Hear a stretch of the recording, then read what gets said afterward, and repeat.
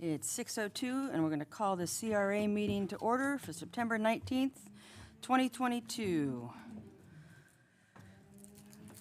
First, we'll have an invocation. Is there anybody who wants to do the invocation, or should I just go ahead? All right, we'll stand for invocation. Heavenly Father, thank you for bringing us all here safely today as we do the business of the city. Please continue to protect our first responders and bless all of our wonderful employees that allow this beautiful city to be called home for us. In heaven, in Jesus' name we pray. Amen.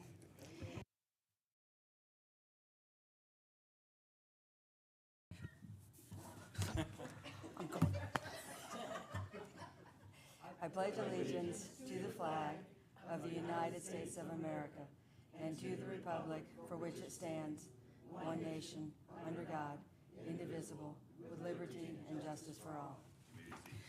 I can't help. Thank you, Angela. All right, Ms. Parham, roll call, ma'am. Yes, ma'am. Chair Whites. Here? Vice Chair James. Here. Member Williams advised he would not be here tonight. Member Jones. Here. Member Ambrose. Here. All right. I will entertain a motion for approval of the agenda for the CRA meeting September 19th, 2022. So moved. Second. We have a motion and a second. All those in favor? Aye. Aye. Any opposed? All right. The agenda is approved. Now we need to approve the minutes from the June 23rd, 2022 CRA meeting minutes. I'll entertain a motion to approve the minutes. I will make a motion that the minutes from June 23rd meeting be approved. Second. All right, we have a motion and a second. All those in favor say aye. Aye. Those opposed? All right, the minutes are approved. One item of business, approval of fiscal year 2022-2023 CRA budget.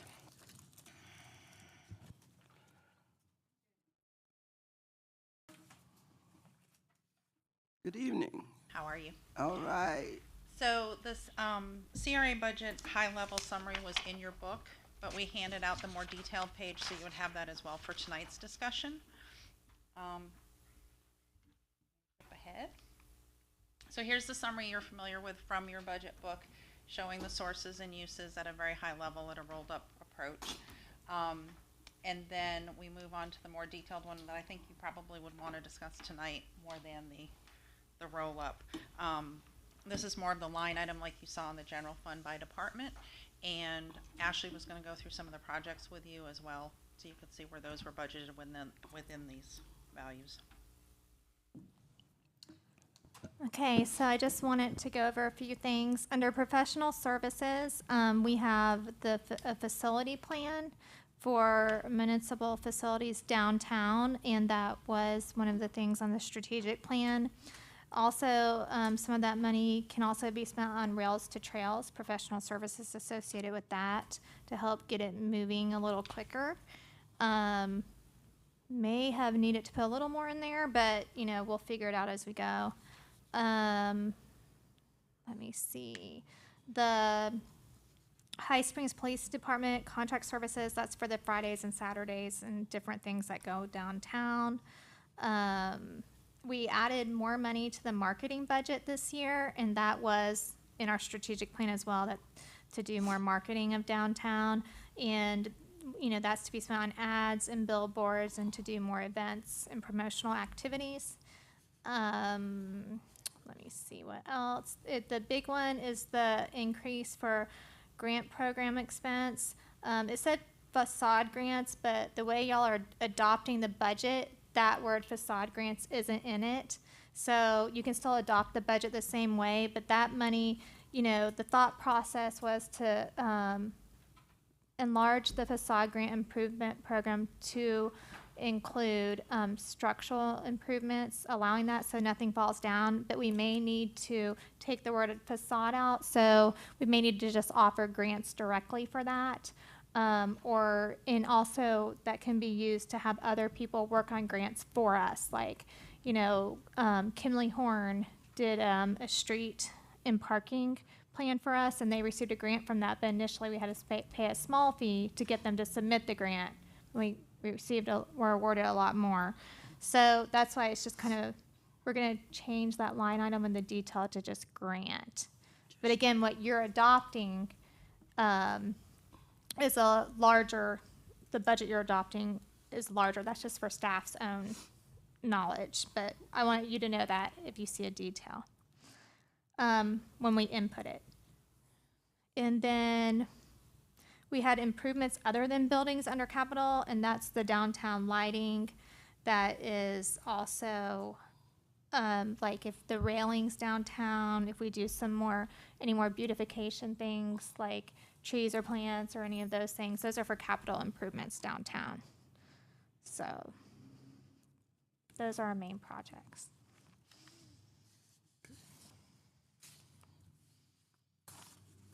Does anybody have questions? Have we lowered the percentage of operating expense for this versus program? Because I know the county was interested in us reducing the overhead that we were charging. From the general fund transfer, the portion to the general fund, it's consistent with last year. It would be a lower percentage just because the revenues came up Revenues high. some, but we kept them consistent with last year. Okay. We did on the administrative side, we cut 11,000 because Wayne's out of the budget now. And then the thought process is, when the CRA position to take some money from general fund so they can also work on economic development in the entire city.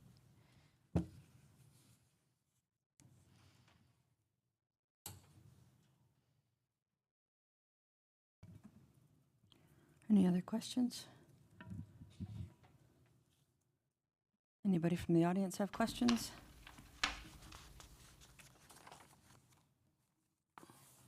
I'd like to add one more thing, if that's okay. And since the capital was increased so much, then it kind of brings down the percentage of the admin.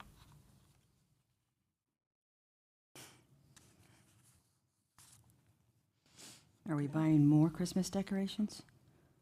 Just the cost has gone up. Talked about in regular general budget session. Yeah. So yeah, there will be some more, but we're just filling the gaps, just like we talked about with the regular budget. Well, if there are no other questions, I'll entertain a motion to approve the CRA budget.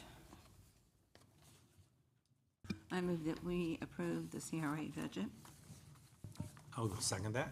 All right, we've got a motion and a second. No questions from the audience? Is this a roll call vote? Okay, then, all in favor, say aye. Aye. Those opposed? The budget passes 4-0. Thank you, Diane. This is wonderful. Chair report. I don't really have one. We haven't been here for a while, so I'm looking forward to the railing that we're going to be putting up, whatever comes of that. I don't really have anything. A lot of railing stuff back. Myself and Thomas have been working on that for a while now, since our last meeting, so we got some good things coming back. Little miscommunication tonight, it was supposed to be on the agenda, but it'll be on the next meeting. So we should be good to go. And we got some options on lighting for downtown, some different ideas and some different thought processes, start getting some direction on that. And then some different beautification projects downtown that we would like to start working on during the winter months and try to get this stuff ready for the spring. So we're gonna have a busy winter. We got some good ideas and look forward to coming back in October and bringing it forward.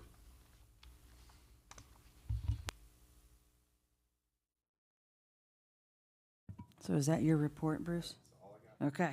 All right. Are there any announcements? We'll be bringing the facility plan proposal at the next meeting, and also the CRA expansion study is done, so that will be coming at the next meeting too. When will the next meeting be? It can be in 2 weeks before the commission meeting or in 4. I think I need to see when Tom Kohler's available to discuss the CRA expansion.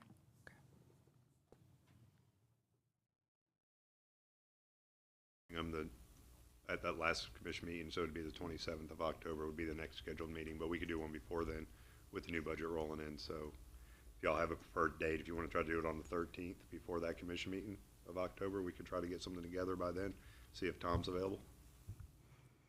That Do you have works a for y'all? preference? Yeah, New budget, new year, try to get some projects going. sure. Okay. Sounds good. Let's shoot for the October 13th. 13th for the next meeting. And is that 6 o'clock or 5:30? Let's do 5:30. 5:30? We'll be there for a while. Okay.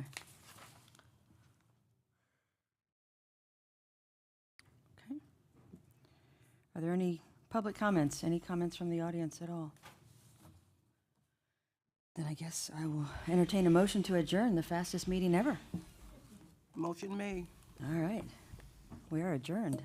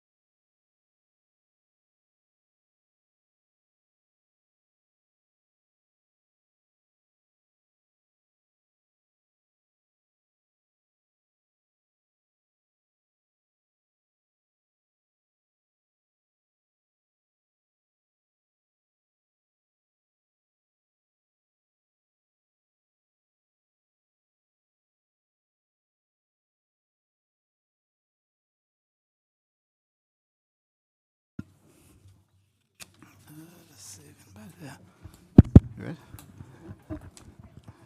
Good evening, good evening. At this time, we'll start this High Springs City Commissioner meeting. Call the City Commission to order September the 19th at 6:30. Madam Clerk, roll call, please. Mayor Williams, Here. Vice Mayor James. Here. Commissioner Ambrose. Here. Commissioner Jones. Here. Commissioner White. Here. All right, thank you, ma'am. So at this time, we have the invocation, and following that, we have the Pledge of Allegiance. If we stand for the invocation, please.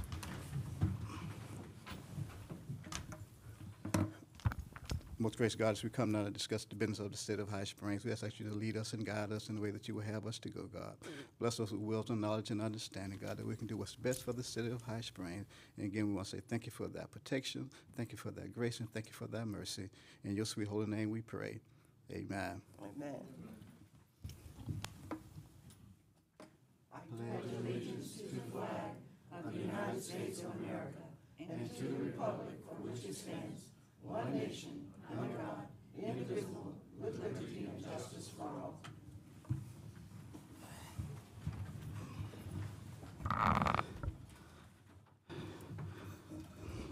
At this time, entertain a motion for the approval of the agenda. And we're going to move item number 4 up to number 3. And item 1 and 2.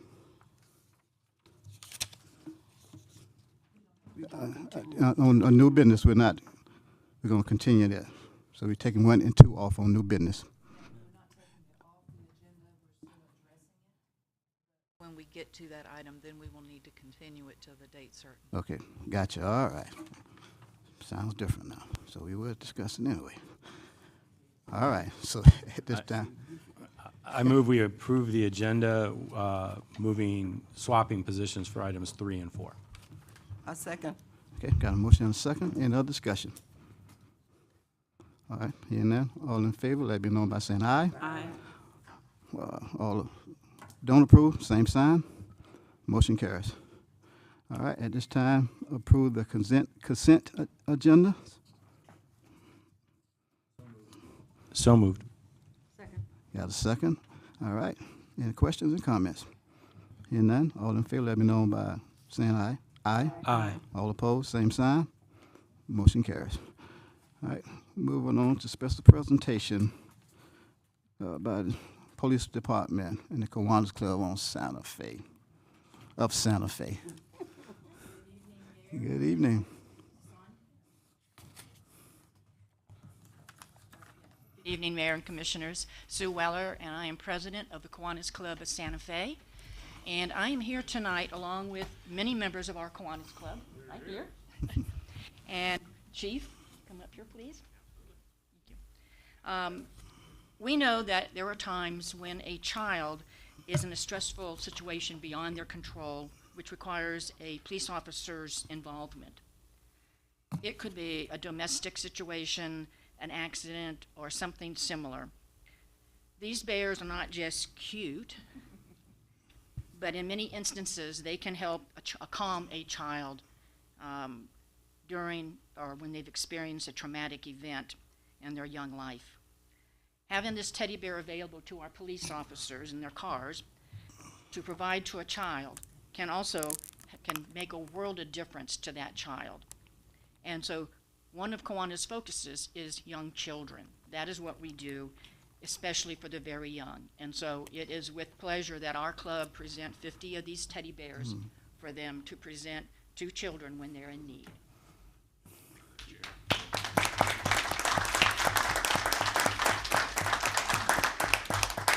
Thank you.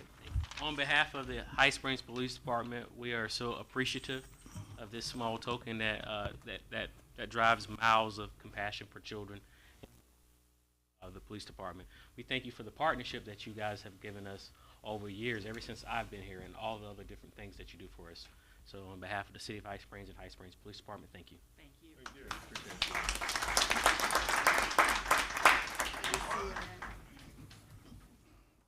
We have to go to our board meeting. All right. Again, thank you guys so much. All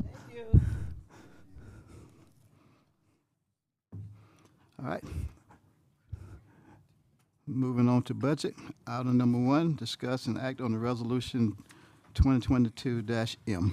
Mr. Mayor, I'll go ahead and read this by title only. This is a resolution of the City of High Springs, Florida, determining the amount of and fixing the final rate of ad valorem taxation for the fiscal year 2022-2023, providing for conflict, severability, and effective date. The millage rate that we have to announce, final millage rate for the fiscal year 2022-2023 is fixed at 5.99%, which is an 8.2% increase over the current rollback rate of 5.5251. So that is the millage rate that is expressed in the body of the resolution. The appropriate motion is to pass Resolution 2022-M as read by title only at the appropriate time. Thank you, sir. Yes, sir. And I do not have anything to add. This is the one slide that we have to do tonight for the millage, and then the next one is just the slide with the budget numbers on it. So these two are relatively easy. Sorry to steal your thunder. It is okay.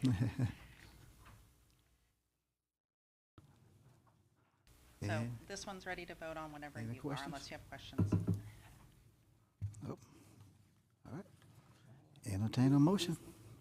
I move that we approve Resolution 2022-M as read.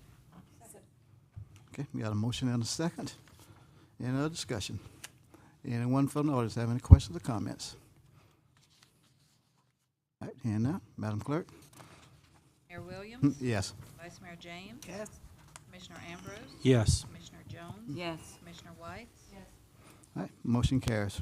Moving on to item number 2 on the budget. Mr. Mayor, this is the budget now, the resolution related to the budget. This is ordinance 2022-19, an ordinance adopting the 2022-2023 fiscal year budget of the City of High Springs, Florida, providing an effective date. The appropriate motion at the appropriate time is to pass ordinance number 2022-19 as read by title only. All right. Any questions, comments, commissioners? All right, entertain a motion. I'll throw a comment in. I appreciate all the work you've done. I think a budget is a reflection of the community priorities, and we have a lot of priorities that need to be juggled. And you've done a good job of putting the budget together in a format that you can see where money's coming from, where it's going, and what our priorities are. And you and the other department heads have worked really hard, and I appreciate the work you and Ashley and everybody have done, and answering all my questions. So thank you. Thank you.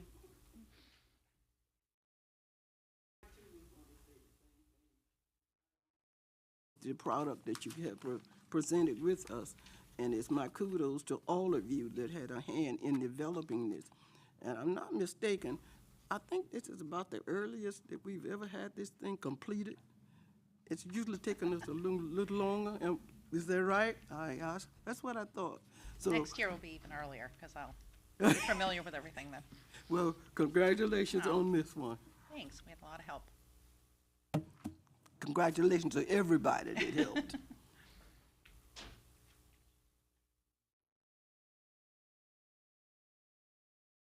I move that we approve ordinance number 2022-19 as read. Did we read it? Okay.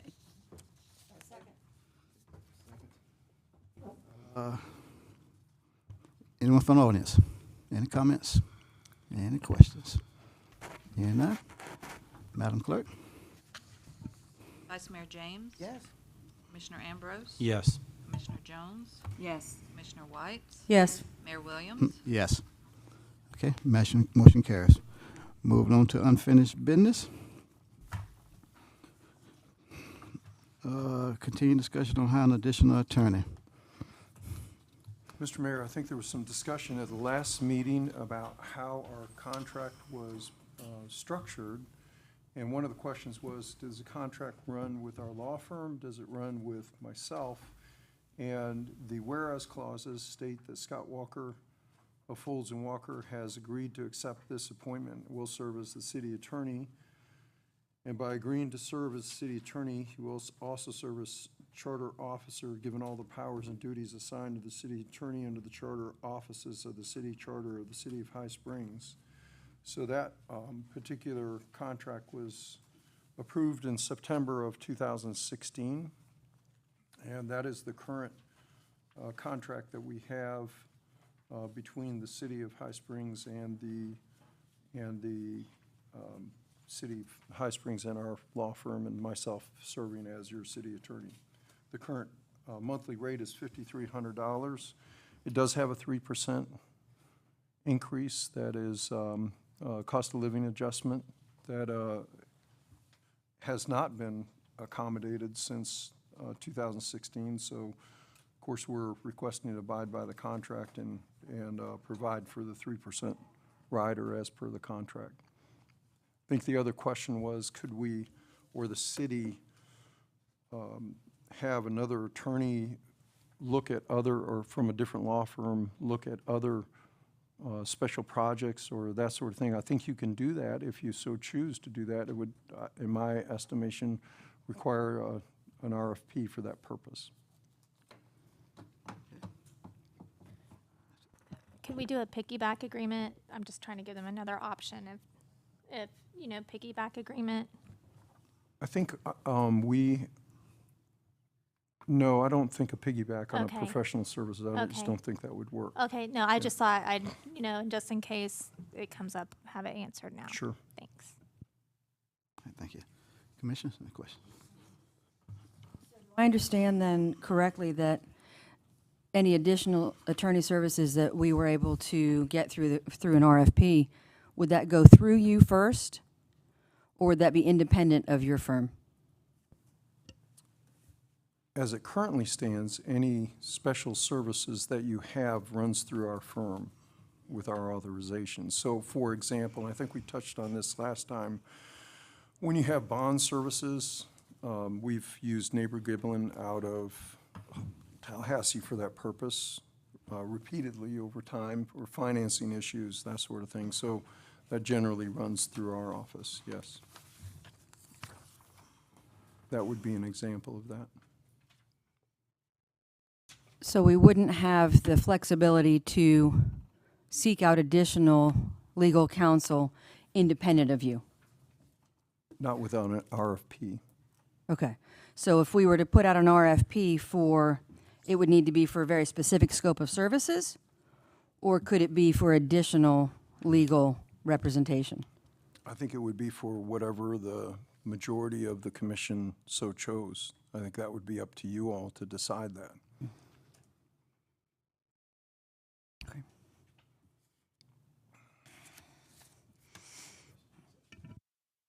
Yes, Mayor. You've submitted a revised contract.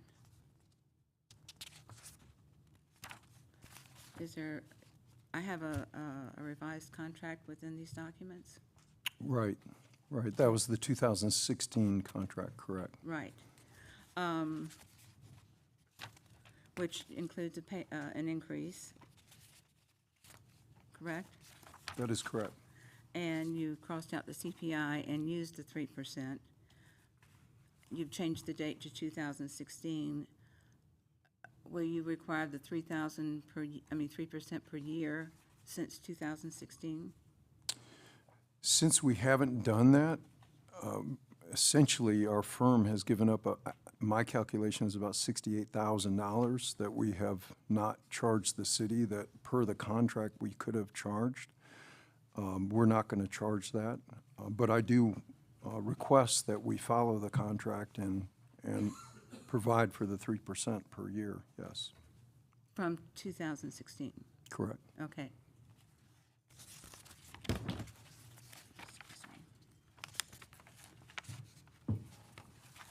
There is considerable public records information that you've added. I'm assuming that was, can you tell me when those came into effect? That we add to any contract that the city is entering into. So it's just a standard clause that we add to every contract that comes into our office for purposes of whatever service or whatever you are entering into contractually, we add that to the contracts.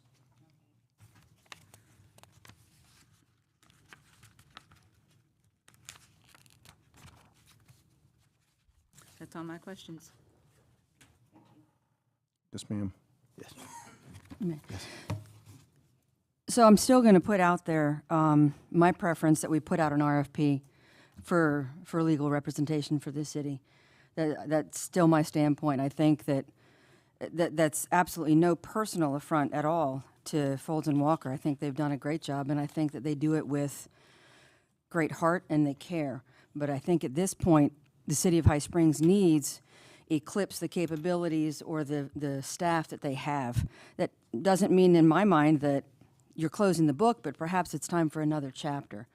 Maybe, 5 years down the road when your new fabulous attorney who's hopefully passing the bar soon and has a really cute puppy and she's fabulous. It's nothing personal against her either.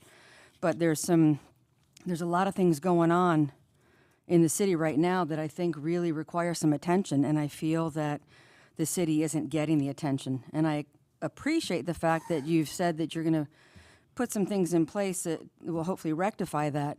But in the meantime, I feel like we're kind of exposed and vulnerable right now.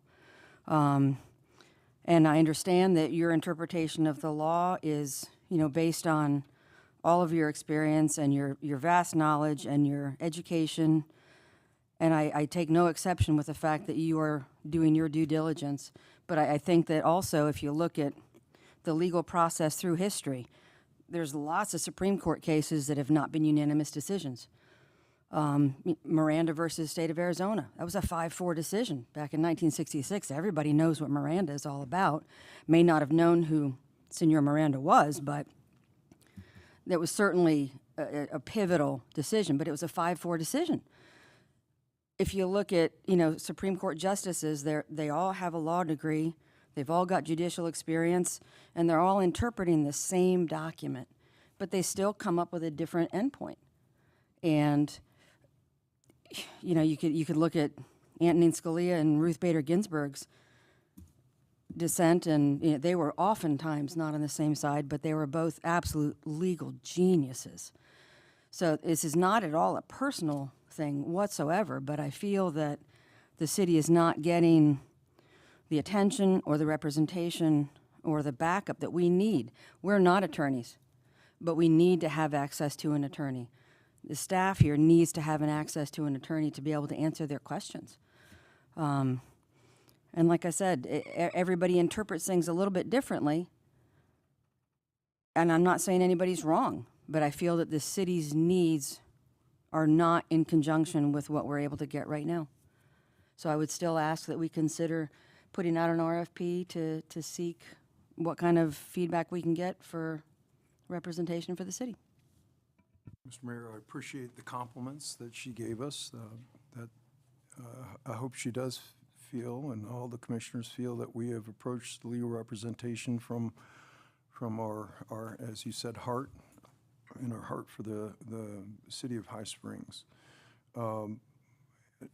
Addressing the comments specifically, a 5-4 decision, she's right. There are different dissenting opinions that occur virtually in every Supreme Court decision that's made, and the majority is what we try to follow. And I think what our objective is, and I think a lot of this relates to the mural ordinance that is coming before you eventually, and the drafts and the discussions that we've had with respect to the mural ordinance. The way I look at our position as your city attorney is that we would try to avoid a lawsuit. And I think I've stated that there are groups that specifically litigate over First Amendment procedures. So our objective first is to have an ordinance that is not going to be subject to litigation, but that doesn't always happen, and cities are attractive defendants in lawsuits. So that if you are sued, that the city will be protected. That's the other piece of it. And I think if you look at our tenure and track record here, the litigation that we've had for the city of High Springs has been very minimal over the years. We go year in, year out with no cases, no lawsuits that the cities have been involved in. And I view that as a success. That is something that we pride ourselves on, If litigation happens, our contract says we go to a special service rate and then we charge on that basis. But we don't go usually outside of our retainer contract. I don't anticipate going outside of the retainer contract for this year. Now, we've got a lot of things going on in the city that are controversial right now, mural ordinance being one of them. But our objective is to put the city in a position where we are as strong as we possibly can be, and also the background that we have in the ability to litigate. We can do everything within our shop. And so we believe that we're uniquely and very beneficially suited to continue to serve as your city attorneys. My objective would be not to have an RFP, but that's up to you all to decide. The majority can decide what it is they want to do.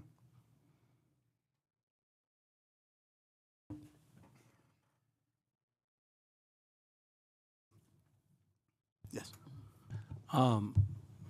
I'm not opposed to the idea of, at times, under certain issues, bringing in a different council person, just like for bonding. But the idea of putting out an RFIP, so we have an additional attorney, the city attorney's a charter officer position. Their role is to represent the city and protect the citizens from lawsuits, and that we're making good strategic decisions. So I'm not interested particularly in having a diversity in opinion in what the city should do in a situation, particularly on a real broad scale, where we're choosing from that. So if the idea is that we're going to have two attorneys, weighing in on different issues, which is actually duplicating services, then I wouldn't be supporting that.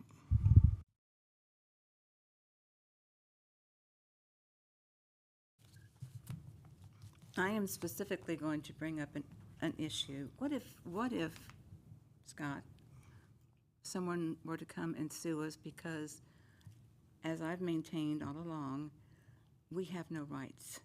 It's the artist that has all the rights. What if someone were to come in and sue and say, you're violating my rights because I don't want to see all of these murals on the walls? Is that possible? Well, I think that, first of all, you have to look at standing.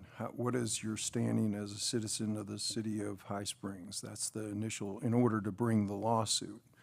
And I think what the person would need to do, bringing that or such a lawsuit to contest the painting or the placement of the mural, would have to establish that somehow that the ordinance that was is implemented was not followed. For instance, we've had a lot of discussion about murals in the historic district.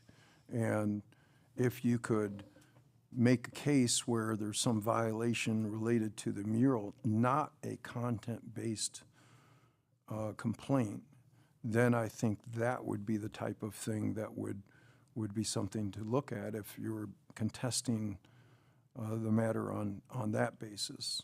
I think in the outside the historic district, you have even less protections, and you certainly cannot contest the content-based mural of what is being painted.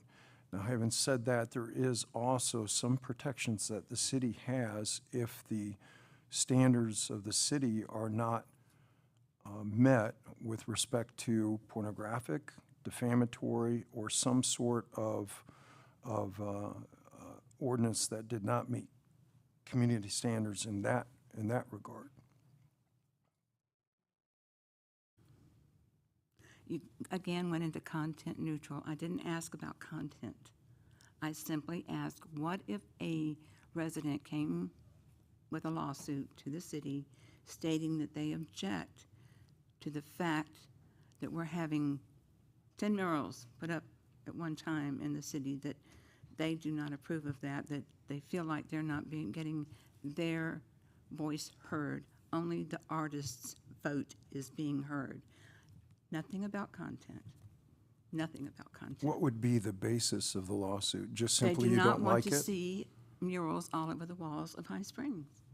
I don't think you have the basis to bring a lawsuit that is, I don't like it. I don't think that's the gist of the lawsuit. I don't Okay. think that could make it. Thank I you. know we're having trouble communicating, and I don't know specifically what that problem is. I would love to be able to do it, and maybe the best way for you and me to do this is on a one-on-one basis. I don't know. But if you felt it would help, I would be more than willing to do that, Commissioner Jones. Mr. Mayor, I have a question. When it comes to, specifically with what Commissioner Jones was saying, because, yeah, I think the murals are a big sticking point, and for, in particular, the most recent installation and how that went about. But if you go into the issue of compelled free speech, this is really kind of crossing into compelled free speech, right?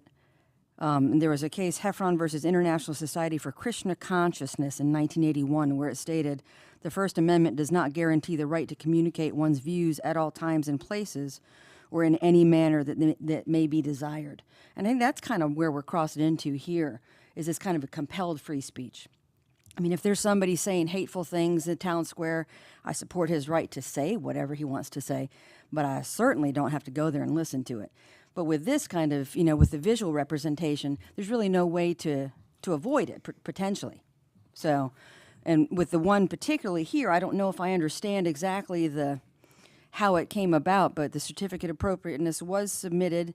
And am I correct in saying that staff determined that it did not meet the requirements for the COA, but that by the time they got to the meeting for the plan board, you had advised them that it was not a contributing structure and that it did meet the COA requirements? Am I accurate? Because I was not here that night. So there's several questions that you just had. With regard to the restrictions on free speech, there is limits as to what can be said and what can be done. And the most common example is yelling fire in a crowded movie theater. You cannot do that, and it is placing the health, safety, and welfare of the patrons of the movie theater in jeopardy by doing that. That's the common example that is usually used in that basis. There is a case out of Texas where there was a mural painted which criticized their local community, their local town, and the community tried to have that taken down, and they said, no, that's free speech. There is the ability to criticize. That's part of the thick skin that you all have to wear in this context. So speech is something that is protected, and murals are certainly within the First Amendment. That's what you have to look at as to how that goes. Now, the point that you made about the brewery mural is it's a little more nuanced than you put forth. So factually, that came before us. My understanding of the facts are the mural was painted, and then it was there was a stop work issue ordered because of the fact that there was not a certificate of appropriateness that had been brought before the commission as that building is in the historic district. I think the discussion at the dais on behalf of the Planning and Zoning Board that evening, or Historic Preservation Board that evening, was that that building is not a contributing structure. It's a relatively new structure as concrete block where the mural is painted, but the determination was not that a certificate of appropriateness was not required. That's a double negative, so let me say it in a different way. The determination was that a certificate of appropriateness was needed because the building is in the historic district. And I think that's an important point because other murals that are painted in the historic district on non-contributing structures will be, and at least based upon this president, will be regulated even though it's a non-contributed structure. So that's point number one. Point number two was okay, is it a sign or is it a mural? And there was some consternation about the fact that there was the writing on the building, the High Springs Brewery, I believe. And does that take it out of the mural ordinance, and does it make it then applicable to the sign ordinance? And the applicant agreed to take that and paint over that. Now, I don't know if that's happened yet, I don't know. But that was part of the discussion, to take it out of the nature of a sign ordinance and make it applicable to a mural ordinance only. So that was, the applicant amended his application on the fly and said, I'll take that off. So then we're only dealing with a mural ordinance. The determination from there was, and I think these are the things that you can apply in a historic preservation context. So first, you can look at the size of the ordinance. And I think you came up with a point or a modification that it should be no higher than 20 feet as opposed to 30 feet. I think that is a regulation that you can have. So I think you can apply certain context to a wall in the historic district. Secondarily, the painting that's used, the colors that used, does it match? Is it something that is applicable to the surrounding areas, and can it be something that is regulated in the historic district? And I think the answer to that in the historic district is yes. So there was discussion on the dais that evening, are these colors found on other murals within close proximity to that mural itself? And the answer was yes. And so the discussion along that line was, I don't think we can regulate this based upon the colors, this particular matter on colors, because we find these colors a block away or across the street or that sort of thing. So that was the determination and the delineation of the Historic Preservation Board in a more close fashion of what happened factually that evening. When the certificate of appropriateness was submitted to city staff, my understanding, and perhaps I'm wrong, was that city staff did incredible due diligence and put in a lot of effort and research and determined that the installation was not appropriate in the historic district. Am I wrong in that understanding? I understand that it was not put to the Historic Preservation Board recommending against approval, but I thought the original evaluation was recommending against approval, and that your input is what guided the train in a different direction. Am I wrong? So did I have advice to the board at that time? Absolutely, I did. Absolutely. So, and my advice was with the lettering on that particular mural that created a problem, and I think that Christy Atkins, our land planner tech, did, as you said, a marvelous job of sorting through a very complex situation on behalf of the applicant and rendering her opinion, which of course related to the signage, the sign ordinance that we had. So I think that was part of it. Now, from... Yes, sir. I hate to interrupt you, but I thought we was here to discuss the hiring of an additional attorney. Now, we don't went into another matter. Now, we want to bring that, if we want to bring that matter to the board, I think we need to put it on the agenda for us to discuss it at this time.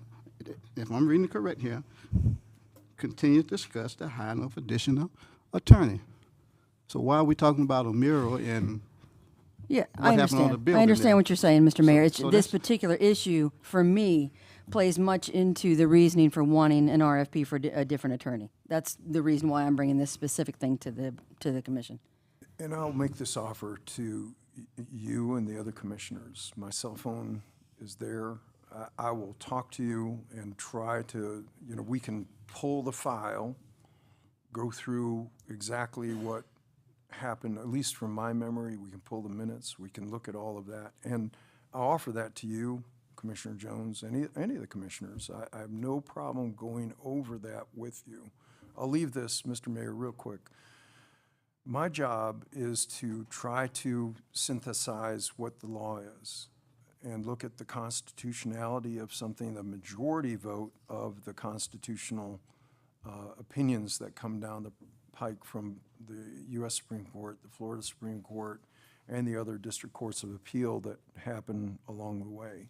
But not only can an action be brought by a citizen who has standing to bring the action, but the artists or the business have the ability to bring an action as well. So you're treading somewhat of a fine line, and that's where my job lies. That's where I have to look at all of that and say, okay, we're not afraid of a lawsuit, but we would prefer not to be on the wrong side of a lawsuit. That's the gist of it. Mayor? Yes. May I ask another question? I mean, I understand that we're here to discuss an RFP for another attorney, but I believe my position is that there are reasons why we're doing this, and I'm stating the reasons.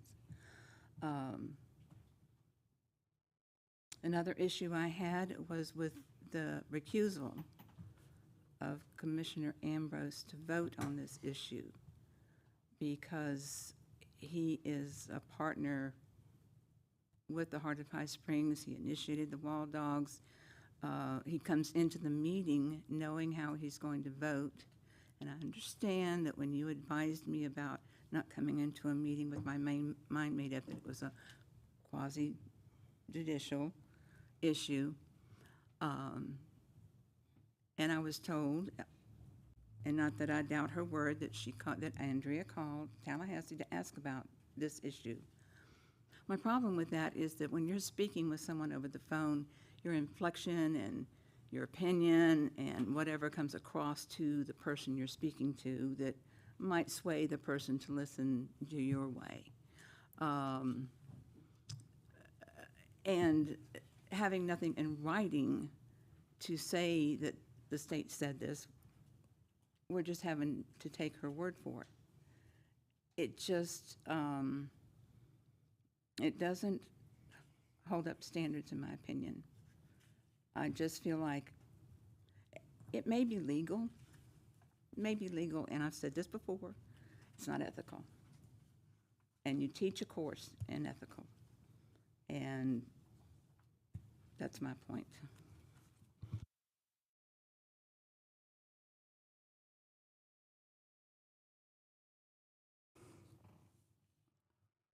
Yes, Clarification. please do. Was the RFP suggestion, was that for an additional attorney or for a replacement attorney? From my perspective, a replacement.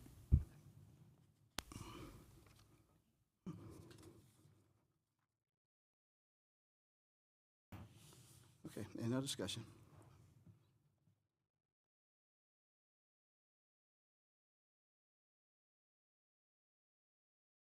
No discussion.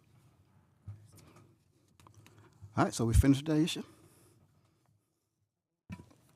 How are we closing it out? Are we just closing the issue entirely, or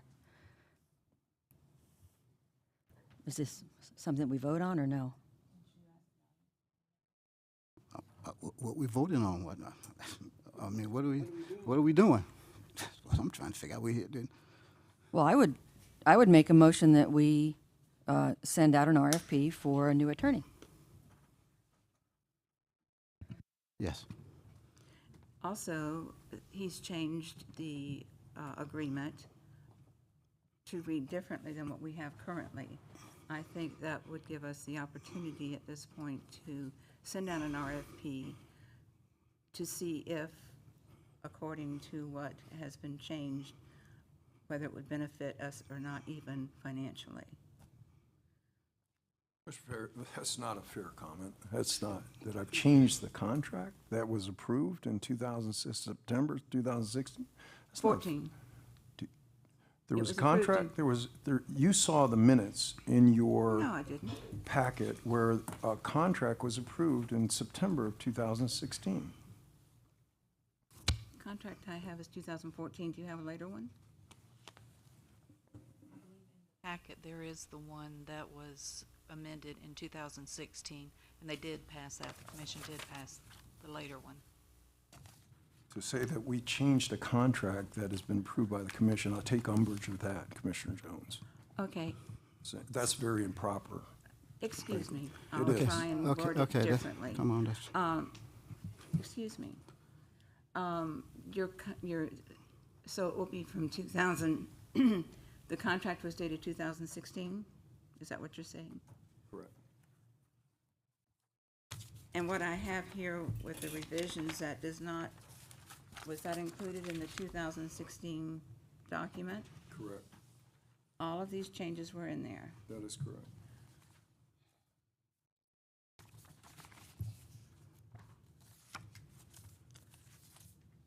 Then why was I given this document? I'm sorry? Why was I given this document? The 2016, I Why think you was were I given, given this document with the The highlighted 2000 issues?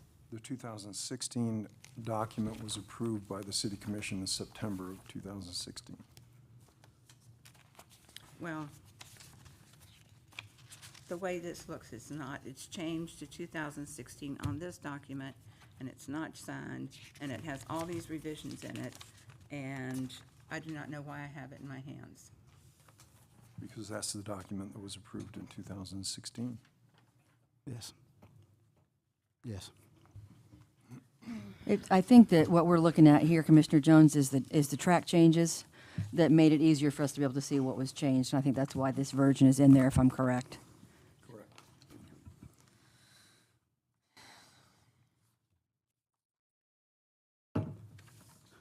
Okay.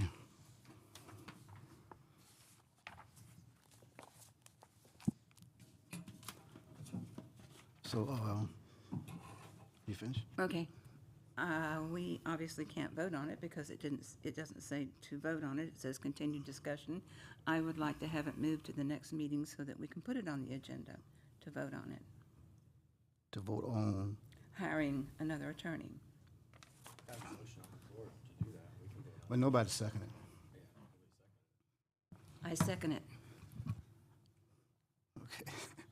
All right, we got a motion and a second. Put an RSP out to hire a new attorney. We have a motion on the floor now. Anyone from the audience?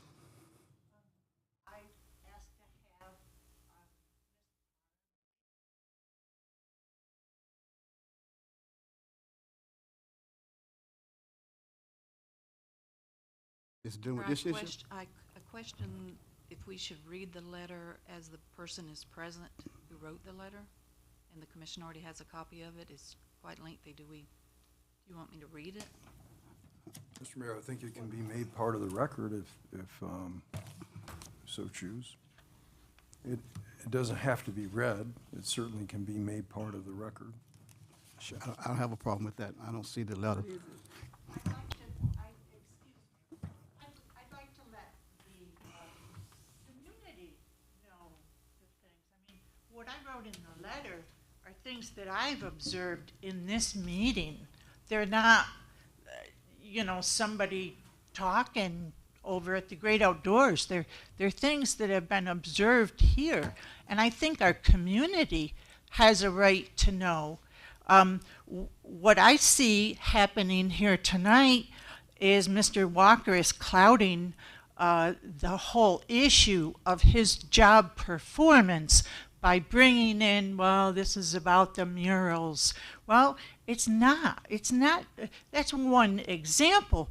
But we're also talking about the land use law. We're talking about basic responses to others who are trying to get his legal opinion. We need an attorney. This is my point.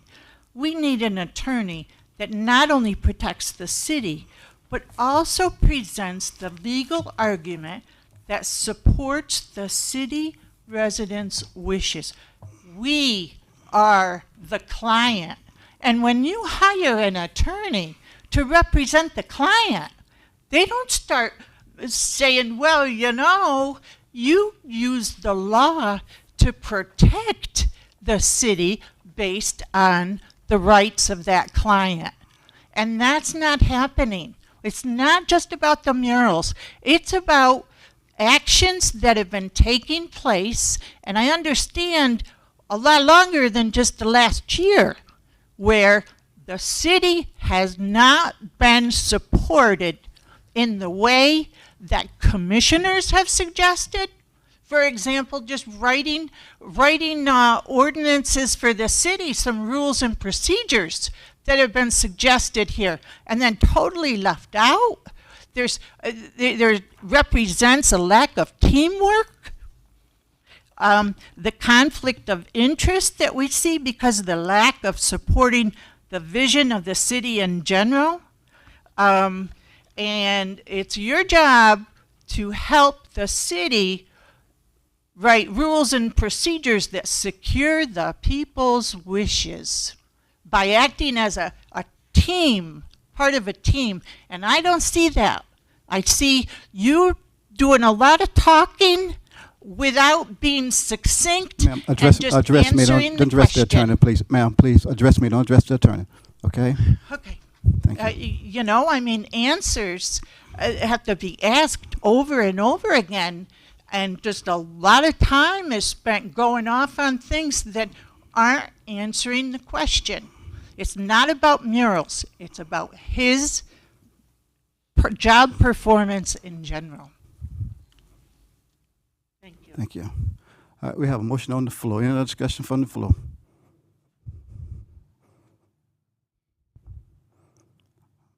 All right, hearing none. All in favor of the motion, let it be known by saying aye. Aye. All opposed, same sign. Aye. All right. Moving on to citizens' requests and comments for issues not on the agenda. Please state your name for the record and limit your comments to 5 minutes, please.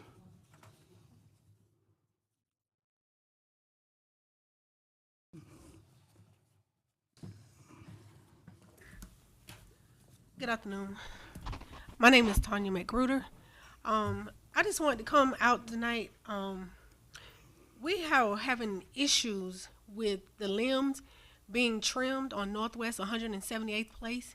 There has been several emails to Public Works. There have been several phone calls.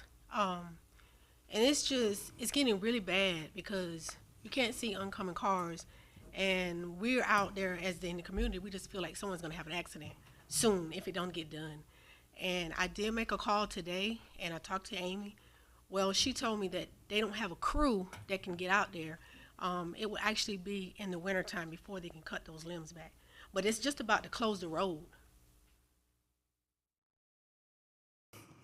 Okay. Yes. Okay, Bruce, Thomas, back there. Can we look into that, please? Thank you.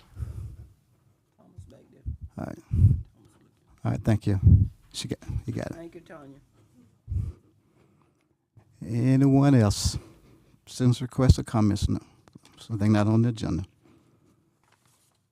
All right. Nothing. Moving on to new business.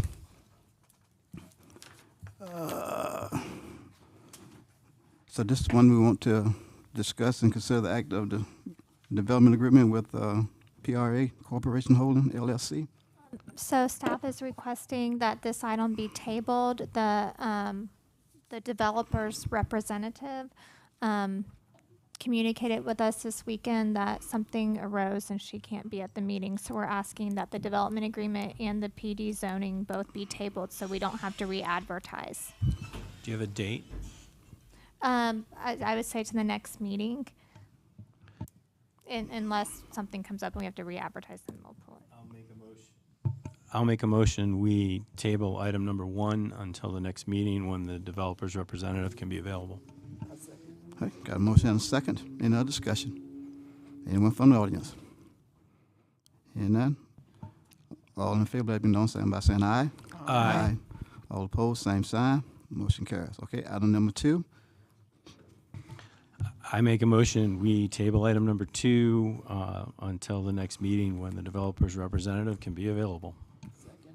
All right, got a motion and a second. Any discussion? Any questions, comments from the audience? Hearing none, all in favor, let me know by saying aye. Aye. All opposed, same sign. Okay, motion carries.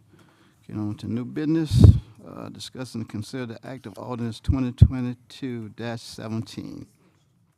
Just switched them. I think they want to go with what was number 4. Number 4. On number Okay, and I got my error done. Mr. Mayor, I'll go ahead and read that by title only Okay. if you like. Yes, sir. This is Resolution 2022-P, a resolution of the City Commission of the City of High Springs, Florida, supplementing resolution numbers 2001I and 2007J of the city as previously amended and supplemented, authorizing the issuance of $2,350,000 in aggregate principal amount of its water and sewer revenue bonds, Series 2022, in order to finance certain capital improvements to the city's water and sewer system, making certain other covenants and agreements in connection with the issuance of such bonds, providing certain terms and details of such bonds, including authorizing the sale of said bonds to Truist Bank, appointing the paying agent and the registrar with respect to said bonds, and providing an effective date. The appropriate motion is pass Resolution 2022-P upon its reading by title only. Okay, we heard the reading of the audience. Mr. Mayor, excuse me, I'll run through the highlights of this financing. I believe most of you are familiar with this conversation. We've talked quite a bit about the contract for AMI. This is the financing that we've been talking about. We do have our financial advisor here from PFM if you have any additional questions that I cannot respond to. These are the highlights of the financing, and it is with Truist Bank. I forgot to put that on the slide. But we are obviously going to provide the funding for the AMI project. The borrowing total is $2.35 million, and that includes $2.31 million for the project itself, and then closing costs as well. We have to pay the bond counsel, financial advisor, and the bank's counsel as well. It is a 15-year term. We match the life of the project with the life of the loan. It's 3.2% interest rate, which given the market, we're really lucky that we locked in when we did because they just keep creeping up. Closing is next week on Thursday, the 29th, and the payments are included in the 23 budget that you just approved this evening. Thank you, ma'am. Any questions? Commissioner? Yes, sir. Sorry. Yeah, I know you're looking at me. I would have been really disappointed. So I kind of feel like in this particular issue, we're putting the cart before the horse, and I would have liked to have talked about ARPA funding and the projects before we agreed to borrow $2.35 million to see if we could use some of the remaining ARPA funds to help offset that borrowing. I realize we don't have enough to cover it all, but looking at this and seeing that we're going to incur $652,000 worth of interest to borrow $2.35 million, that's just so much money. I realize 3.2% is a good deal, but we have other funds available where we could help offset how much we're borrowing. Is that not something that's possible to do? It's at the pleasure of the commission. I think we had this conversation earlier, was my understanding, but I'll leave it to the commission. So just a reminder on this, again, ARPA funding is a one-time shot in the arm, and that's all it is. So as we've been going through the ARPA stuff, and we'll talk about it some more this evening, it's an item on there, just some items that we've been needing to pursue for a while, one of which being like the elevator, things like that. Part of the reason we were looking at prior to ARPA funding coming in is we are at a 38% non-revenue water right now, which means we're not recouping about 38% of our cost on the water. At a capturing of 10% with just replacing the meters and the failure rate of some of the meters we know, with the inaccurate reads on benefiting on the customer side that we're missing, that this will generate somewhere around, estimated around an additional 10% to what we're at now, which will more than cover the cost of this bond issuance. So the estimated, because you're going to recoup on water and sewer. So this is the 15-year term on this. We can pay it off early if more revenue comes in. We're approximate right now, I believe it was $538,000 in additional revenue coming in without increasing anything. We also have to do this process, or have to come up with some sort of process, or we're going to have to increase our rates to offset the water loss and the revenue loss. So that's how we got here. You could use a portion of ARPA funding to fund part of this, but we'd have to change some of the terms of the loan agreement. I believe we'd have to go back out again for bid on the loan, and it would take away from other projects that we'd either ultimately have to find in general fund, or we'd have to go out for financing on those in addition. And typically, when you have a smaller financing, if you're just doing a little piece like a couple $100,000, you're not going to get the terms that you want. You're gonna end up paying a lot more interest on that. You just get a better, it's a more desirable product for a bank or a bondholder to have a more significant amount. Oh, sure. It's just really hard to get the smaller one, so it's really more difficult to go to the market at a reasonable rate when you have, if we only went for like 300, 200,000, but. Mr. Mayor, may I? If we only borrowed 1.35 million, are you saying that that's not a desirable amount if we used $1 million of ARPA funds? It would be less desirable. I don't know if Jeremy would like to speak to that, if he can probably add more value into what's in the market right now since he's in the market. Thank you. Good evening, Jeremy Needfeld with PFM. It's good to be back here and talk about bonds. 1.3 million to 2.3 million. It's hard to say, with the volatility we've seen in bank attractiveness towards these types of loans. So we've seen rates adjust up, with the headwinds of inflation. The rates on bank lending has not gone up to match the rate adjustments in the market, but the participation has waned a bit. But to answer your question directly, it's hard to say what direct impact would be between a 1.3 and a $2.3 million loan. So you can't estimate what the interest rate would be on $1 million less? It's really an attractiveness of the credit to the particular banks that are looking at the deal. So, for example, this deal had about 0.8% difference between the low bid and the high bid. So between 3.2 and 4% was the range that 3 banks saw it at.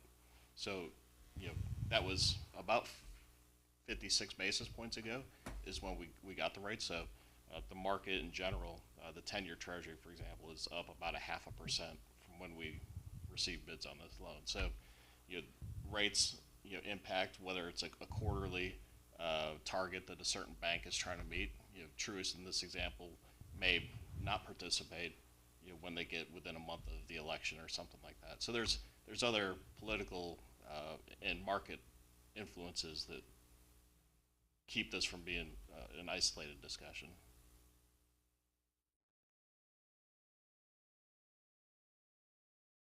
Bruce, can I ask you a question? When you said the $538,000 of additional estimated revenue, is that over the 15-year life of the new meters? No, that is per year. Okay, That'd so be captured revenue per year. So we've got an estimated $500,000 more revenue that we estimate we're going to capture per year. Approximately.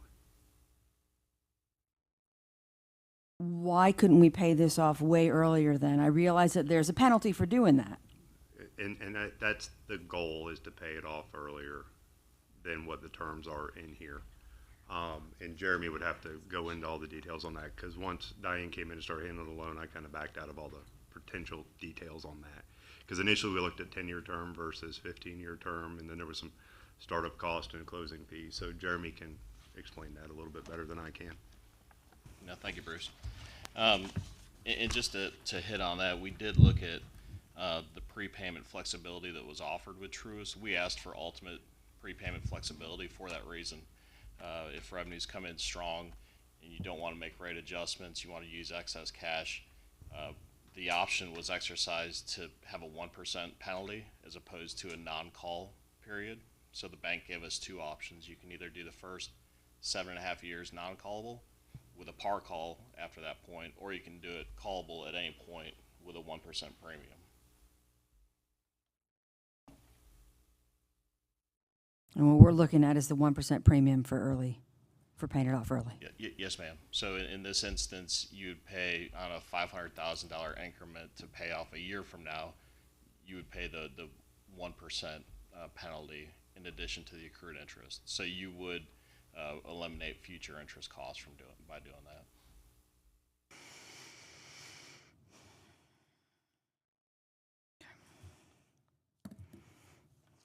Thank you.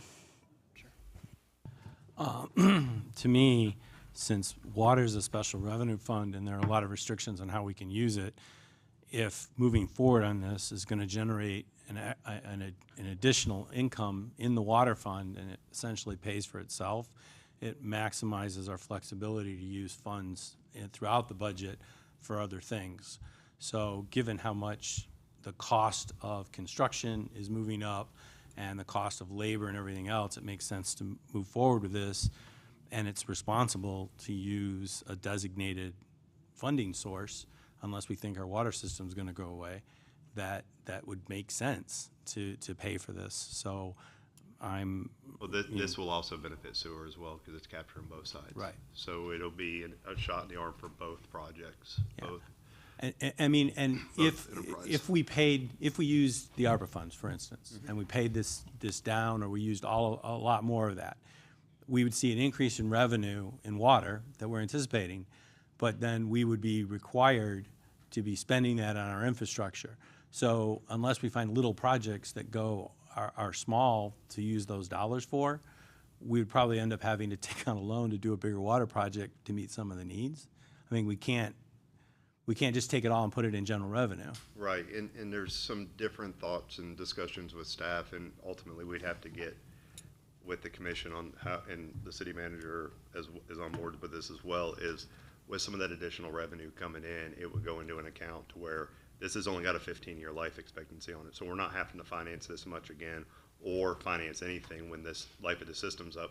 At year 10, we're looking at what we put away in water meter replacement so we can keep this cycle going. And the idea would be so we're not in this situation again to where 15 years from now we got $4 million or $8 million we got to spend to do this project, where we have some money put into the bank to offset. So the idea is that it's perpetually self-funding Correct. after this initial period when we pay it off. Correct. You know, set up a contingency or reserve account similar to what we did with like the emergency fund, where we say, hey, we want to get to $1 million in sewer and water or whatever to be able to replace the meters to get things going. And then we can not have to focus, and we'll have some monies in that water side and sewer side to where we can do some of the capital projects we've been trying to get done. And then we can continue to focus on the other infrastructure needs in general fund, because it's going to release and relieve some of the spending and monies that's tied up in there to where we can focus back to roads and some other infrastructure needs as well. Okay, thank you. And one thing I left off the discussion was the consideration for some of the covenants that are in place for parity debt. So one thing we looked at with the 15-year versus a 10 or 12-year term was how stressed you get from a revenue coverage perspective. So assuming there's no recapture, we would be right at about 2 times coverage. So that was a credit consideration and a structuring consideration as well. So keeping it, at the 2 times coverage level, I think was an added benefit from a credit perspective.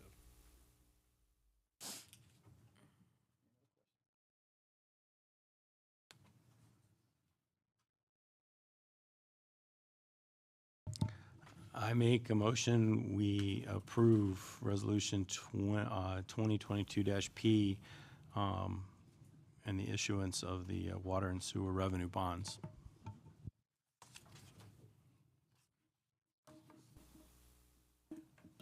Second. Okay, we have a motion and a second. Any other discussion? Anyone from the audience? Questions or comments? Seeing no one rising, Madam Clerk? No. Mayor Williams? Yes. Vice Mayor James? Yes. Commissioner Ambrose? Yes. Commissioner Jones? Yes. Okay, Sir, motion. did you say no? Yes. Yes, you said no? I'm sorry. Yes. Okay, motion carries 4-1. All right, so we're going back up to number 3. Mr. Mayor, this is an ordinance. I'll go ahead and read it by title only. This is ordinance number 2022-17, an ordinance of the City of High Springs amending the City of High Springs Land Development Code as amended pursuant to an application LDC 22-03 by the City Commission relating to an amendment of the text of the Land Development Code providing for adding Part 5.11.0.0 entitled Impact Fees, providing severability, repealing all ordinances in conflict, providing an effective date. Appropriate motion will be to pass ordinance number 2022-17 upon its reading by title only. Mayor, I have a presentation. Okay. Can you, okay, now you can hear me. So I'll try to make this brief. As y'all are aware, we hired Duncan and Associates to do an impact fee study to establish the need and the appropriate amount for parks, roads, and general services impact fees. The general services impact fee encompasses police, fire, and facilities all rolled into one, so we could get more money to do larger projects. And just to let you know the process, after this reading, we have a 90-day notification period that we have to wait before second reading. So this will, if y'all pass it tonight, it will not be coming back at the next meeting. And to remind everyone that impact fees are fees that are assessed one time on new development coming in. They are not fees that are assessed current residents. So the result of the study, and to go back, there's a lot of data collected in this study, and information about upcoming capital projects from our CIP plan that was in the comp plan, and that's how they come up with the impact fee. The total amount for single-family detached came out to $4,989. All of them combined. Every multifamily unit would get assessed $3,130 if you assess the maximum amount. Retail and commercial, $4,502 per 1,000 square feet. Office, $3,242 per 1,000 square feet. Industrial, $1,448 per square feet. Warehouse, $549 per 1,000 square feet. And public institutional, $1,498 per square feet. And this is a pretty simple way to assess impact fees. There are more intricate ways, but we want to keep it simple so there's less margin for error. And also to let you know, there are some facilities that might be part office and part industrial, or a building that might have retail on the bottom, multifamily on top. So the way those would be calculated is the portion that's retail would be counted per square feet, and then you'd take the other, the units from multifamily, so you combine them. So you wouldn't pick one over the other. Even if it was a building that had combined uses, you just do the square footage on those uses or the units per those uses. Just to give you some more information, that the impact fees collected would be put in separate funds for each type. There usually is amount of time to expend those funds. So if they're not expended, then they go back to the developer. So we would have to keep very close watch on those, and we cannot disperse funds without the city commission approval. So this isn't going to go into some fund without some free-for-all for staff, and most of the projects would be capital that would come to you anyway. Transportation impact fees are for the administering, planning, acquisition, expansion, and development of non-site related improvements. So it has to be related to the development typically for the transportation fees. So say a new development's coming in and you need some offsite signalization, you need offsite expansion of a lane, or you can prove an impact further down to the city, even on another major road that doesn't necessarily doesn't run the circumference, but you can prove that another road's impacted. You could do it that way, but you can it has to be related to the project or new development to do the project. Parks, it would be for additional land amenities and facilities for parks and recreation purposes. And again, that would be based on the impact to the whole system. That can be on at any park in the city, because there's increased capacity with the development. So you don't tie it as closely as transportation. In general government, it's basically, that's for land facilities. You can do vehicles and equipment for general government facilities. So, but you can't, so basically you can do vehicles for police and fire for those impact fees. That's an allowable use. But there are some parameters. So vehicles or equipment with a useful life of less than 5 years you can do those, but it has to be provided that the minimum useful life does not apply to public safety vehicles. And and also, you can't use it for maintenance, rehab, anything like that. The rule of thumb is if it's new and it's increased capacity, you could use it. So say you need to buy a new tractor because you have a new park coming online. You could buy the new tractor. But when that tractor needs to be replaced, then you can't buy a new tractor. Then you have to go to general fund or another funding source. The ordinance also allows for fee agreements and credit agreements. You'll see credit agreements come pretty often as development comes. And typically what that means is you dollar per dollar, you enter into an agreement with the developer, and normally they will front the impact fees for either us or for them. And a lot of times it's them because they can get a better rate because they're already doing work in a particular area for a project. So basically they would go ahead and pay the cost of the project prior to the city collecting impact fees. And then as each single family home or commercial, whatever it is, comes in, then we credit them by not charging them because they've already paid for them through the project. So that's how the credit agreement works. There's also a fee agreement. So that is used when a development comes in that is not on the chart.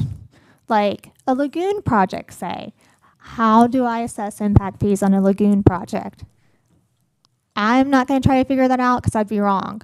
So we would hire a third party like Duncan and Associates or someone else to determine what the appropriate fee is, and then it would come to y'all to accept those fees and approve them prior to them being charged. And lastly, the ordinance allows any person engaging in new development that doesn't agree with the fees for any reason to appeal to the city commission. And that's pretty much it. Staff recommends you approve them. You can approve them at up to the highest amount on here or a lower amount. Staff would recommend that you approve right now on the highest amount because you can always go down, but when you go back up, you can only get a certain percentage every year. All right, thank you, ma'am. Any discussion? Questions? Yes. So if I'm reading this right, the last meeting we approved a tractor supply, which would be commercial retail of 21,000 square feet. If this had been in place, the tractor supply would have had to pay an impact fee of $94,000. Building permit. Okay. And the 80,000 square foot warehouse expansion that we did would have brought in an additional 44,000. Yes, and then the solar power facility would have required an independent fee study. Okay. So, as citizens talk about, not wanting growth, these are the kind of fees that, one, if they're going to come here, pay their way, and number two, make people think twice about coming here because of an additional cost versus going somewhere else. So I kind of like where you're going with this, so thank you. Any other discussion? Mr. Mayor. Yes. Yes, I agree that we're not charging nearly enough impact fees. That's kind of a negative thought that if you don't want to pay it, don't come here. Anyway. Another discussion? Yes, sir. As the one who's always complaining about spending money, I appreciate this being a source of revenue that we really need. And I'm in favor of the highest amount now so we can get some money in the coffers. All right. Yeah. Entertain a motion. I'll make a motion that ordinance 2022-17 be approved. Second. We have a motion and a second. Any other discussion? Anyone from the audience? Questions or comments from the audience? All right. Here now, Madam Clerk. Commissioner Jones, Yes. Commissioner White, Yes. Mayor Williams, Yes. Vice Mayor James, Yes. Commissioner Commissioner Ambrose. Yes. Okay, motion carries. All right, moving on to item number 5. Update and current ARPA project funds. Is that Good evening. We talked last month about some ARPA projects and kind of got sidetracked on the issue with this main lift station and got some things going. But I just want to give you a brief update of where we're at, what's going on, and we have a couple projects we'd like to discuss and see if we can get some consideration for funding so we can move forward. So City Hall roof's been complete, it's done. Fire station roof's been completed and done. Pumps for the lift stations are here, that's been completed. The elevator is here, all we're waiting on is a control board to come, and then we'll have everything scheduled for installation of that. It's still looking like October at this point. And then currently right now where we're at, just on the roofs and the lift station pumps, the total savings on those areas versus what we budgeted is about $42,000 savings at this point. Some areas we need to look at right now, or just to give you additional updates before I jump there, body cameras are starting to slowly filter in. Training's coming up now, so that's moving forward with the police department. Main lifts repair, we're waiting on a couple parts to come in, and then that should be pretty much ready to go in the next couple weeks. The paging system stuff should be here middle of October and be installed by the end of October, probably middle of November at the latest. So that's the stuff that's currently out there that we're waiting on. One thing we need to discuss is the generators for the lift stations. So I'd like to start there at this point. I know we've had several discussions on it. There are 7 lift stations currently without generators, 6 of which we need to consider putting generators at. I think, currently the general thought process is these 6 lift stations are the high yield lift stations. The 7th one's at Camp Colaqua, so it's seasonal. That one we can handle under the way we currently handle it. But our Public Works Director is recommending that we look at doing all 6 generators. We're going to get a better price doing 6 at a time anyhow. And the cost on those is about $64,000 each for a grand total of about $384,000. So I'd like to have some discussion on that if anybody has any discussion they would like to have on that, and Thomas is here to answer any other questions.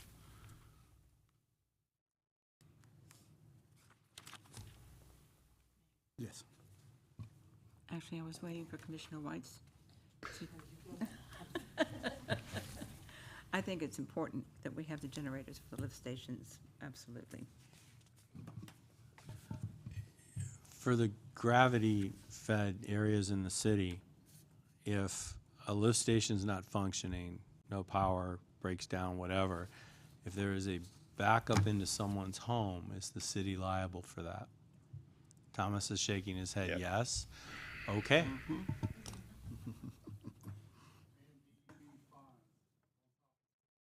I knew about the DEP fines, and I know with the grinder pumps, they can't back up into people's homes, so, not our system. No, the grinder pump could back up, but that's their waste, it's not coming from wherever. From other places. Other places.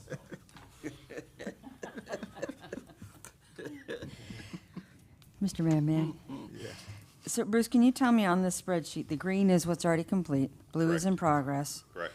yellow is that has not been brought to the commission to disperse any funds? Correct. They've been ranked, we've discussed them, but they Right. haven't. The ones that are a different color blue are the ones I would like to discuss tonight, that we're either ready to move on or would like some further direction from the commission. Well, the main lift repair is one that was not previously even considered because it wasn't in the active queue. Correct. So that's a new need. That is a new need, but it's up top in the ones in Right, progress right. right now because it's all in order and ready to go. So the funds for that are coming from ARPA? Correct. Okay. And then the generators, we originally were going to do 3, and now we've agreed that we need to do 7. 6 is what we're at. Okay, 6. Originally, we said 7, we went back and evaluated, and now it's 6. Okay. Is where we want to be, because the 7th one is that Camp Colaqua lift, and it's seasonal, and with only having one that needs it, that one we can handle, because we have the technology to handle that one, and it only services Camp Colaqua. So with these generators being a total cost of $441,000, if we go ahead and do that now, where does that put us for available ARPA funds after that? It would actually be, I got an updated sheet from Thomas this afternoon on the cost, because we dumped the one out, it's 384,000. That would put us at, I knew you were gonna ask that question. Diane, we haven't got the 1.5 funding yet, this next round of funding, have we? Okay. We're looking at, I'd have to do the math real quick to tell you exactly where we're at. I don't know off the top of my head. Give me a second. And do I have my notes with me?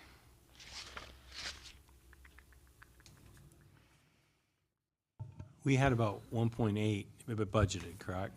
Or 1.9 Right. budgeted, so that's what we've got left Right. So we have, between the two payments. right, we have about 450,000 left, I believe, right now. 450,000 left in the original 1.5? Correct. Okay, so that would cover That's these. rough math. I'll get you an exact number. Well, that would cover the generators. That would cover the generators, correct. So that would leave us at roughly zero before we get our next installment of 1.5. Approximate, yes.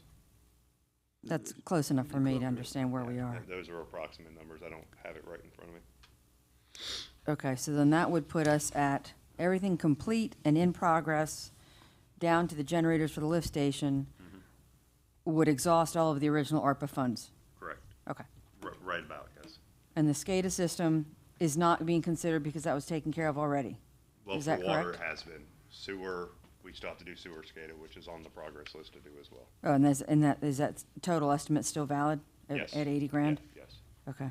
That's still good. We're still trying to get through water SCADA right now and get it installed, and then once we get it done, we've already been working with data flow, so we're getting all that together.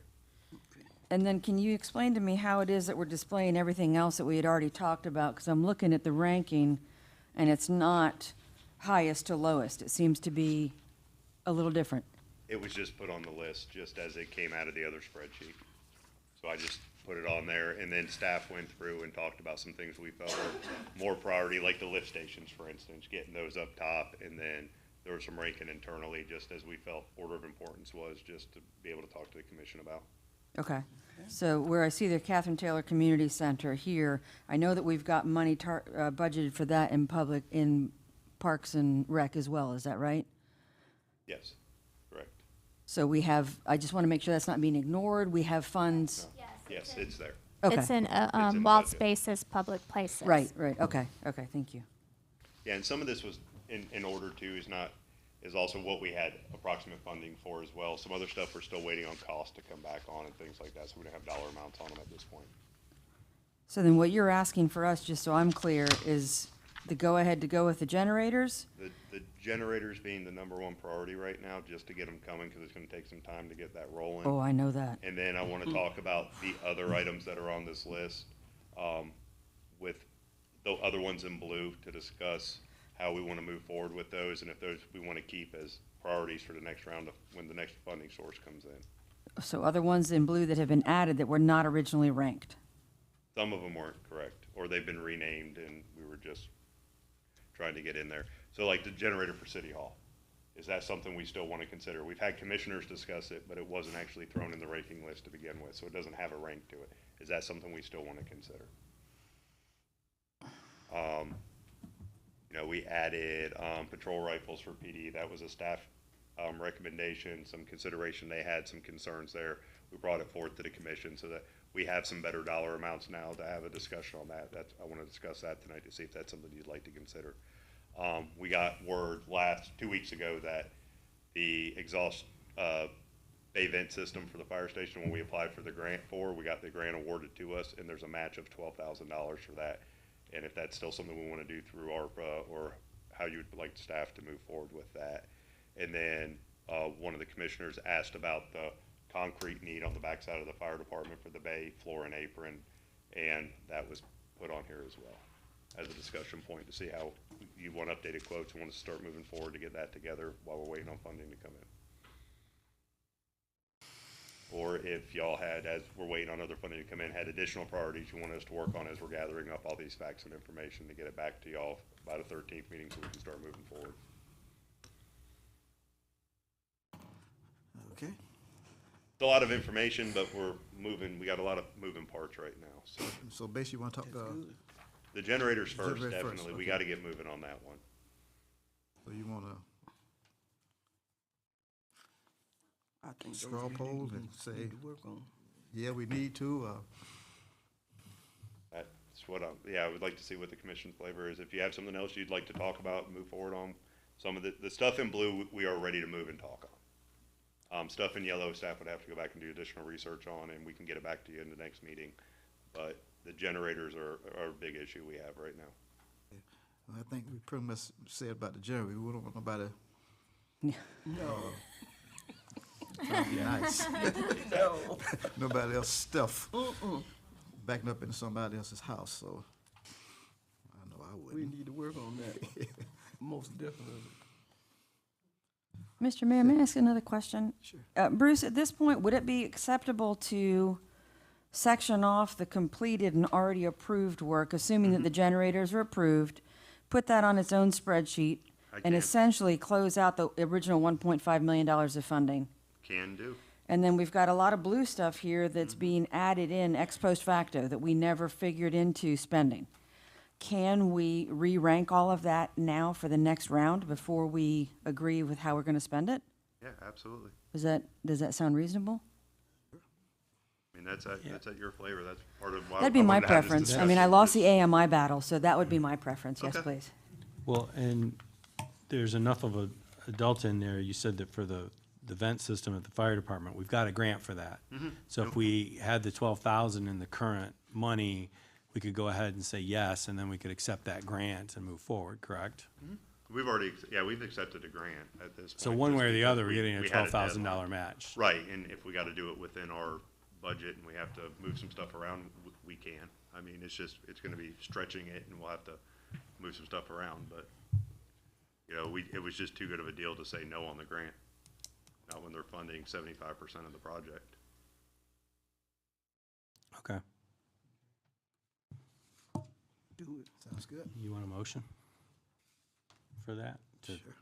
I make a motion, we go ahead and spend, or authorize the purchase of 6 generators out of the current ARPA funds and the $12,000 match for the fire department vent system, and that everything else comes back to us for a re-ranking. Second. Okay, got a motion and a second. Any other discussion? Anyone from the audience? Anyone from the audience, questions or comments? All right, seeing no one rising, all in favor of the motion, let it be known by saying aye. Aye. All opposed, same sign. Motion carries. Anything else, Bruce? No, sir. All righty. Did we make you happy, Bruce? Ma'am? Did we make you happy? You always make me happy. Yeah, there's a lot of moving parts with this, so it's just a lot, and I think, you know, we definitely need to have the discussion about the PD one that's on here, and there's some mobile surveillance equipment that we need to discuss that I don't know that was explained. You know, we didn't get into a whole lot of detail on it, and I think there's some importance that the commission needs to be aware of in that. So I'll put together that list, I'll clean it up to where it's a little easier for everybody to follow through again. And I'll get with Diane and we'll start putting some stuff together, and I'll get the rest of this together for you. Okay, thank you. You're welcome. Thank you. Okay. Moving on to item number 6. This is a resolution which I'll read by title only, a resolution setting the monthly salary for the office of the city commissioners and the mayor, providing an effective date. The appropriate motion is to pass resolution 2022Q as read by title only. Okay, thank you. Okay, I'm seeing 2 ordinance resolutions here. Yes. Actually put 2 in there. One was leaving the salaries as they are, and one was the 3% increase that was in the budget. But I also put a survey that I did for other cities' salaries for their mayors and commissioners on the dais. So the commission can either pass it as current salary, they can pass it as a 3%, or they can adjust it anyway. The budget's already been passed, but I'm sure we'll have a amended budget sometimes during the year that it could be amended. Okay, so you're saying with the highest amount, that's with the 3% Yes, increase? the 3%. Okay, gotcha. All right, any discussion? Well, last time we were throwing around a number of 12,500, and this says the difference is actually 1656. Is that?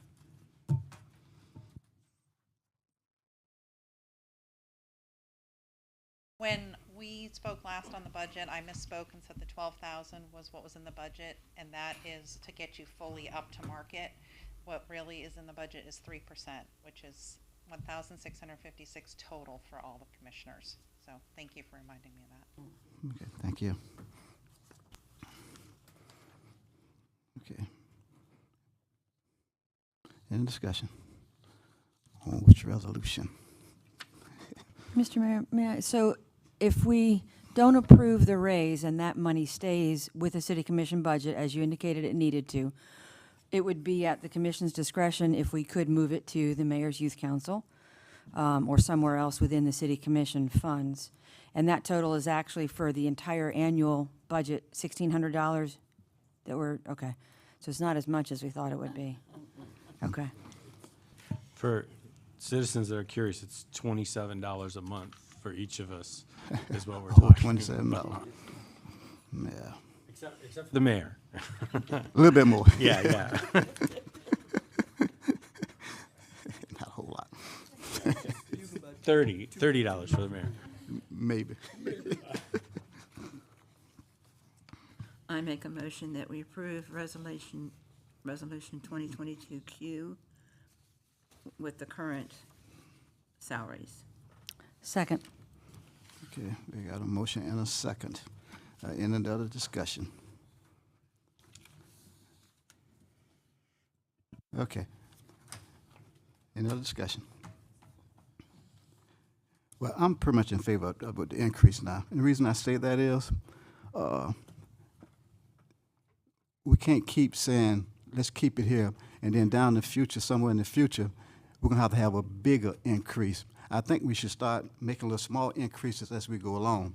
It just makes sound sense to me. And I know we say that we're not here for the money, but some people may run for the money. And we do need people to run for city commissioner.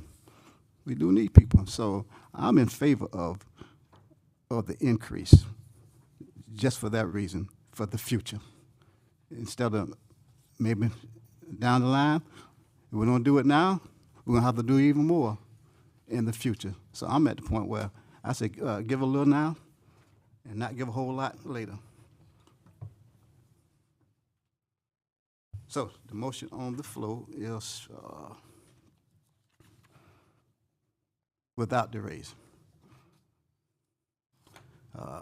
Madam Clerk? Williams? No. Vice Mayor James?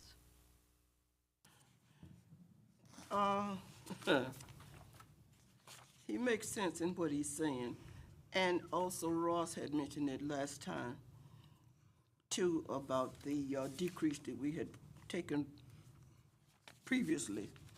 So I'm gonna say no. Commissioner Ambrose?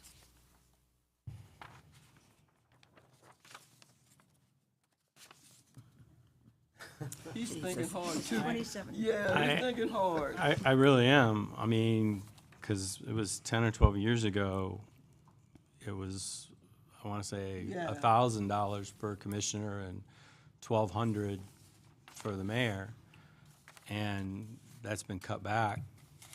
$27 ain't gonna make that difference. Yeah.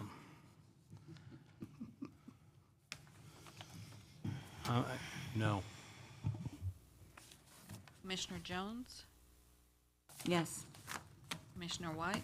Yes. Okay, motion fails, 3-2. So now do we have to vote on?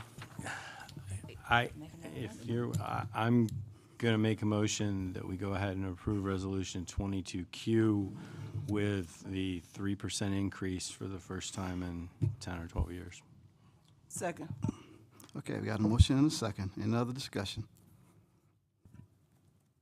Anyone Yes, from sir. If I may, please. Yes. I'd still really like to consider diverting that increase over to the mayor's youth council. I've been been talking to some folks, and I think that we might be able to get some young people involved. And I know your heart is with the young people in this town. I do know that.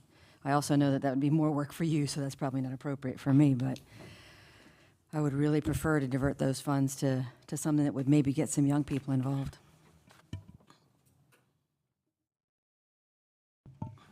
If it goes through, I'll donate my increase to the mayor's youth council. What's she- Diane, do we have some budget? You used to have $1,000 budget for the youth council, yes.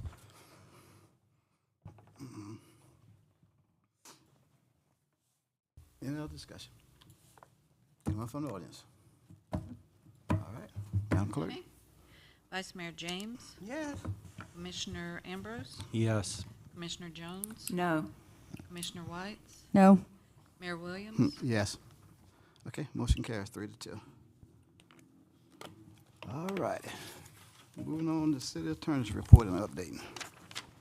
Mr. Mayor, we received the results on behalf of Danielle Adams for her bar examination, and she passed with flying colors. We were very pleased, and she was even more pleased. So we got our newest associate in the group, and we anticipate she'll do a very good job. That's all I had, Mr. Mayor. Totally second, congratulations. Sir. And I see you got your partner with you again tonight, huh? That's right. How many years you say? I think it's 55 years in practice law, is that right? 56. Don't cheat him. And you don't look a day over 45. You're welcome. His maturity is still right around that. Yeah. Okay, thank you, sir. City manager report and updates. So I just want to let people know that next Tuesday, we're going to have a party in the commission chambers. We get to hear at Plan Board meeting, the mural ordinance in Bridalwood. So I'm sure there's a lot of people that are going to want to come out and bring some popcorn. I'm sorry, I'm not trying to make light of a serious situation. It's serious, and, you know, we want to hear everyone's views and take, you know, all the information to consideration so the plan board can make the best decision. Is that it? I got a couple things real quick. One, we got the state BMX events this weekend. We got a lot of people in town.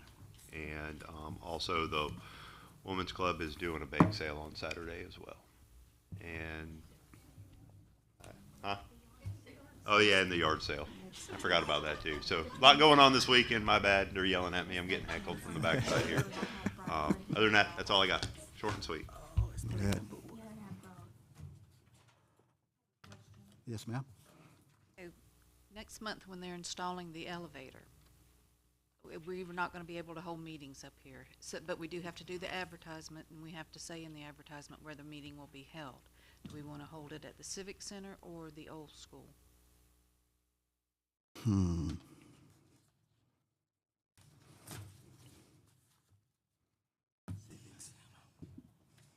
Any suggestions? What's easier for Staff. casting the meeting? I would suggest the Civic Center, especially for if we do it for the October 13th meeting. There'll probably be a lot of people in attendance. Okay, now that was gonna be my question. I think it'll be the 27th meeting that we'll need to be Okay. worrying about. So Okay. as of current, just from talking to them, because we're still waiting on that board. So probably I'd just say from the 27th on is where we need to figure out where we're going. Well, so I'll just have them all out there. One more question, too. Yes. On the 13th, we had scheduled the training for the quasi-judicial at, I guess, 5:30. But at the CRA meeting, they scheduled a CRA meeting. Do we want to change the quasi-judicial training or move it up an hour before the CRA?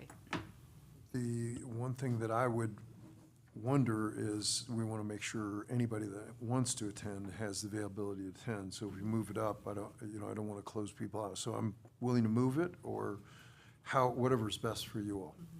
We haven't, we set the date in the CRA meeting but we could change the day to like that Tuesday if we wanted to. We haven't advertised yet. If you wanted to do it a different day so nobody missed a quasi judicial hearing.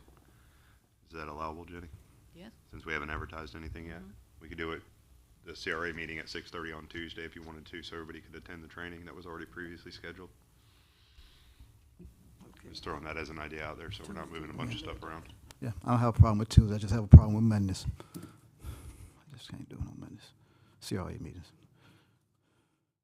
So we'll change the CRA meeting. Oh, hold on, let's see. That'll be the 11th. Hold on. Oh, I turned my phone off. So that'd be what, the second Tuesday? Be the second Tuesday, yes, sir. Okay, I can make some adjustments. I got something planned for that Tuesday, but I can make an adjustment to that next Tuesday. Okay.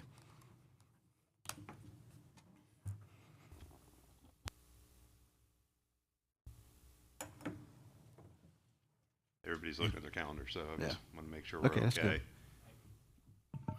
I can do the quasi judicial Tuesday and the CRA on Thursday. Or we can do it either way, do CRA on Tuesday. And Well, I thought they were going to do CRA on Tuesday. Okay. is that okay with it? Chair? Yeah. That's fine. If that's the pleasure of everyone else, that's fine. I mean, Your schedule good? You keep staring at your phone? no, but that's okay. I'll figure it out. Okay. Don't worry. We're in the same boat, huh? Yes, sir. So on the 11th, the CRA. Okay. Okay. And then 6:30? We can do whatever time you want. You want to do 5:30, 6:30, whatever is easier. And does a different time help you with your scheduling conflict a little better, doing it a little earlier? I mean, you It want would. to do it at 5:30 and 5:30 would we can be out of help there in an hour. if Does that possible. work for your scheduling conflict 5:30? too as well? That'll work So for let's me. do the 11th at 5:30 then, and for October CRA 11th? meeting, October 11th, 5:30 for the CRA meeting. And then, city attorney, we can keep the quasi judicial training at the same time. Thank you. And this is at the Civic Center. No, we'll do it here. You can be here. Yeah, we'll do it here. Okay.